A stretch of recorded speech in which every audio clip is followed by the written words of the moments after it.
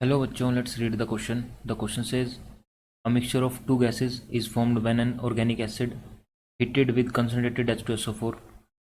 When the gaseous mixture passed through KOH solution, one gas is absorbed. The unabsorbed gas combines with chlorine and forms poisonous gas. The organic acid and the two gases evolved with concentrated H2SO4 are respectively. भाई इसका की concept देखते हैं.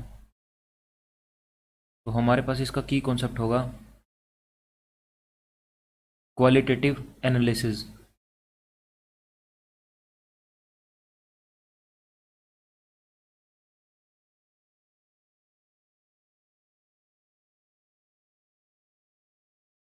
तो हमें identify करना है कि वो हमारा कंपाउंड और वो गैसेस कौन सी थी. तो इसको हम हीट एंड ट्रायल से थोड़ा देख सकते हैं. तो सबसे पहले एक मिक्सचर लिया गया था जिसकी H2SO4 के साथ रिएक्शन करवाने के बाद दो गैसेस इवॉल्व हुई हमारी. तो that can be oxalic acid, और क्योंकि ऑक्सैलिक एसिड में हमारे पास दो COOH ग्रुप्स प्रेजेंट हैं. उसके बाद जब हमने उस गैस को KOH के साथ KOH के अंदर से पास किया तो हमें एक गैस हमारी एब्जॉर्ब हो गई और एक हमारी एब्जॉर्ब नहीं हुई. तो जो गैस एब्जॉर्ब नहीं हुई क्लोरीन के साथ रिएक्ट करके वो पॉइजनस गैस हमारी फोस्जीन होती है जनरली. तो हम आइडेंटिफाई कर सकते हैं कि वो CO हमारी कंबाइन करी होगी Cl2 के साथ, जिससे हमारा बना होगा COCl2, और जो हमारी होती है फोस्जीन. तो फोस्जीन हमारी एक पॉइजनस गैस है. तो एक हमारा CO रिलीज हुआ होगा और एक हमारा यानी CO2 रिलीज हुआ होगा. जो CO2 है वो एब्जॉर्ब कर लिया गया होगा KOH सॉल्यूशन के द्वारा. तो इस तरह से हम इसको आइडेंटिफाई कर सकते हैं. तो आइए देखते हैं रिएक्शंस करके यहाँ पे.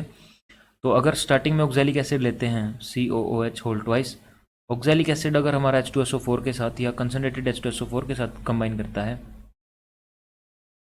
तो हमें दो गैसेस कौन कौन सी मिलती हैं. वो CO2 और CO होती हैं हमारे पास. वाटर वेपर भी रिलीज होते हैं साथ में, लेकिन जो दो गैसेस हैं that is CO2 plus CO, और साथ में हमारा H2SO4 भी यहाँ पे मेंशन कर देते हैं. H2SO4 भी यहाँ पे मेंशन कर सकते हैं. So one is carbon monoxide and one is carbon dioxide. उसके बाद हमें बोला गया है कि हमने इनको KOH सॉल्यूशन के अंदर से पास करवाया.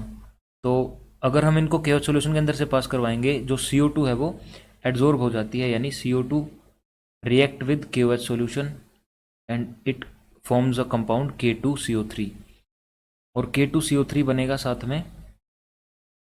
हमारा H2O रिलीज होगा यहाँ से. तो ये वाली हमारी यहाँ पे एब्जॉर्ब हो गई, और जो CO है वो हमारी अगेंस्ट जो Cl था उसके साथ रिएक्ट करेगी. तो वो रिएक्ट करने के बाद हमें जो CO है Cl के साथ रिएक्ट करने के बाद फोस्जीन देगी. तो हमारे यहाँ पे हम जो रिएक्टेंट्स हमसे पूछे गए हैं वो हो सकते हैं हमारे ऑक्सैलिक एसिड, और क्योंकि हमारी फोस्जीन बनी है तो एक हमारी कार्बन मोनोऑक्साइड होगी, यानी carbon monoxide,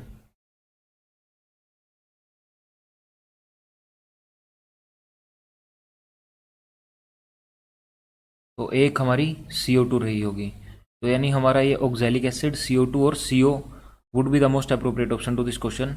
So option B would be the most appropriate option to this question. Hope you understand the concept well. Best of luck.